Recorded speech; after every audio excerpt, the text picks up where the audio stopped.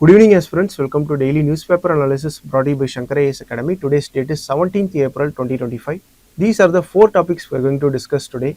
India, Middle East, Europe Economic Corridor, Jallianwala Bagh Massacre and Sankaran Nair, real-time lamp assay, which is a test used for detecting tuberculosis, China suspending rare earth exports and its consequences.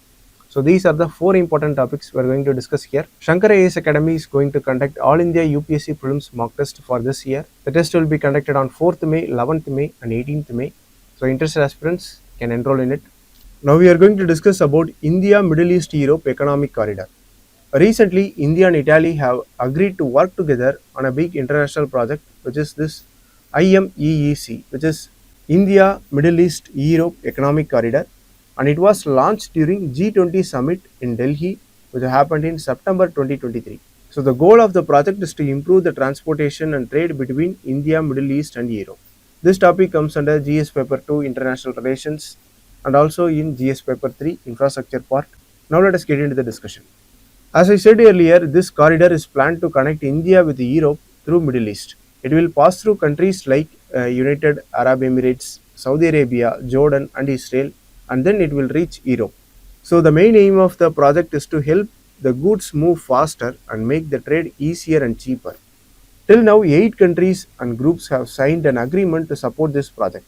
India, United States, UAE, Saudi Arabia, France, Germany, Italy and European Union. This corridor has two main parts. One is East Corridor and North Corridor. East Corridor will connect India to Gulf region. North Corridor will connect Gulf to Europe. The goods will travel in this corridor by ship, railways and roadways. So these three transportation ways are used in this corridor.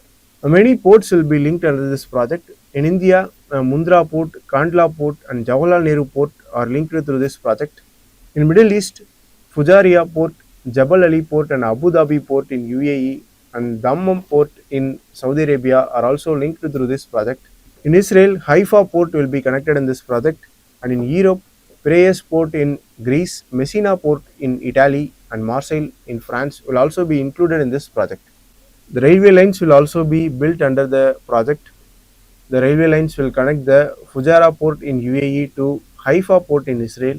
So this will pass through Saudi Arabia and Jordan. A digital system for monitoring the transportation of goods will also be created. This will help the movement of goods easily. So the purpose of this corridor is to make the trade faster and more efficient. It will reduce cost and also help the businesses in an easy way. This ultimately reduces the pollution and help the sustainable infrastructure. For India, it is also important because it will act as a reply to China's Belt and Road Initiative, and this project fits well with Europe's Global Gateway Program. So this is all we have to know about the India, Middle East, Europe Economic Corridor. Now look at this prelims practice question. With reference to India, Middle East, Europe Economic Corridor, consider the following pairs. Haifa Port, Israel, Piraeus Port, Greece, Messina Port, Southern Italy, Jebel Ali Port, Saudi Arabia. So how many of the above pairs are incorrectly matched? Now look at the options. Haifa Port is in Israel. Yes, this is a correct pair. Piraeus Port is in Greece. This is also correct pair. Messina Port is in Italy. This is also correct. Jebel Ali Port is in UAE, United Arab Emirates, not in Saudi Arabia. So the fourth pair is incorrect. So the question has asked about the incorrectly matched pairs. So the correct answer is option A, only one pair. So with this, let us conclude the discussion and move to the next topic. Recently, Prime Minister remembered about Sir Chettur Sankaran Nair, who is a brave nationalist and also a lawyer. He had blamed a British official for Jallianwala Bagh massacre, and that official even sued him for it. So in this context, we are going to discuss about Jallianwala Bagh massacre and Sir Chettur Sankaran Nair. Sankaran Nair was born in 1857 in a royal family in Palakkad, Kerala. He studied at Presidency College in Madras and also earned a law degree there. He later worked under Sir Horatio Shepherd, who became the Chief Justice of Madras High Court. He played an active role in freedom movement, and in 1897, he led the Indian National Congress session at Amravati. He became the public prosecutor in 1899 and later became a judge in Madras High Court in 1908. In 1912, the British government gave him the title Sir. In 1915, he joined Viceroy's Executive Council where he worked on educational reforms. So this is a legacy of Sir Sankaran Nair. In 1919, he helped to shape the Montagu-Chelmsford reforms, which allowed more Indians to take part in running the administration. So this is basically administrative reforms of Montagu and Chelmsford. But later that year, a tragic incident happened, which is Jallianwala Bagh massacre. He was deeply hurt by this massacre. As a protest, he resigned from his position from Viceroy's Executive Council and all other high position from the British Indian administration. He strongly believed that India deserved self-rule, and in 1920 he became a counselor to the Secretary of State for India. In 1922 he wrote a book called Gandhi and Anarchy, where he criticized some of Gandhiji's methods like non-violence and civil disobedience. Sankaran Nair blamed Michael O'Dwyer, who is a Lieutenant Governor of Punjab, for creating the Jallianwala Bagh massacre. He continued to be active in politics and was part of Simon Commission talks in 1928. Later, he died in 1934 at the age of 77. So, this is about the life of Sankaran Nair. Now, let us also look about Jallianwala Bagh massacre. It took place on April 13, 1919. The day was Baishakhi Day, which is a big festival in Punjab. A large number of people gathered in Jallianwala Bagh in Amritsar. They came to protest peacefully against the arrest of two important leaders who were Satyapal and Saifuddin Kichlu.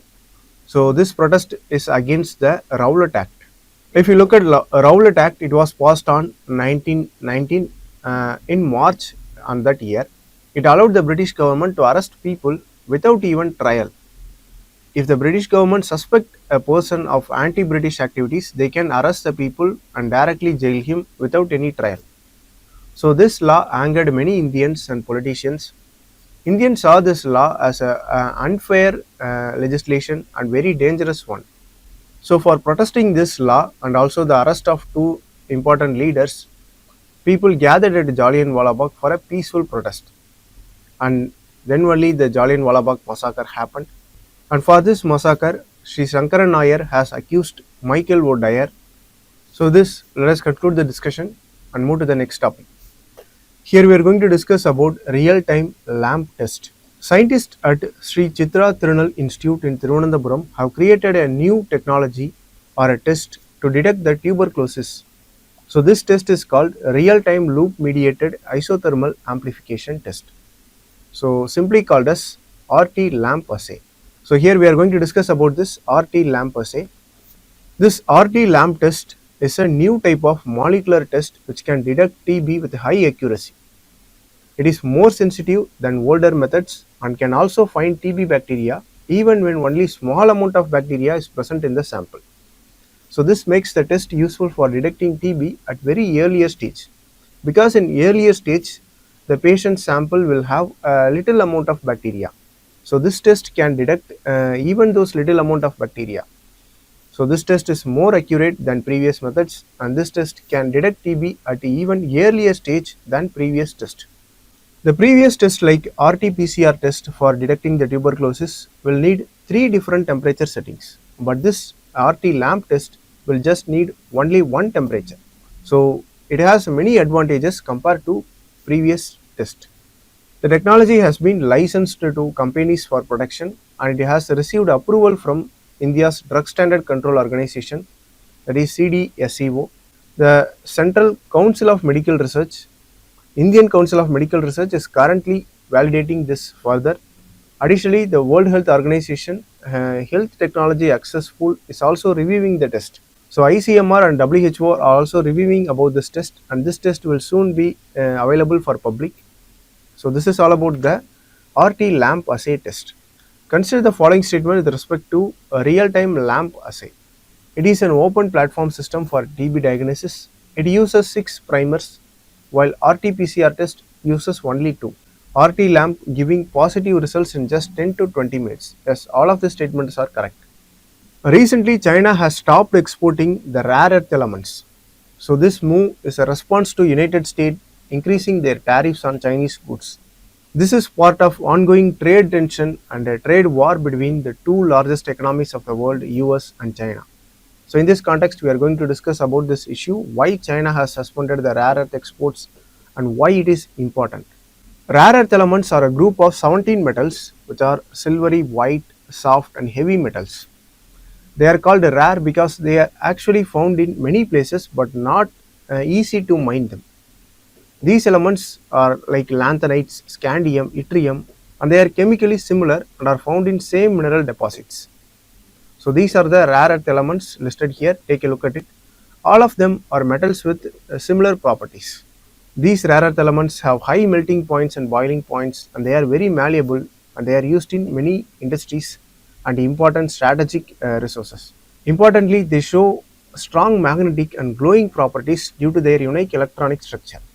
The rare earth metals are critical for making advanced electronic devices, renewable energy systems, and they are used in defense equipment manufacturing and also in medical technology.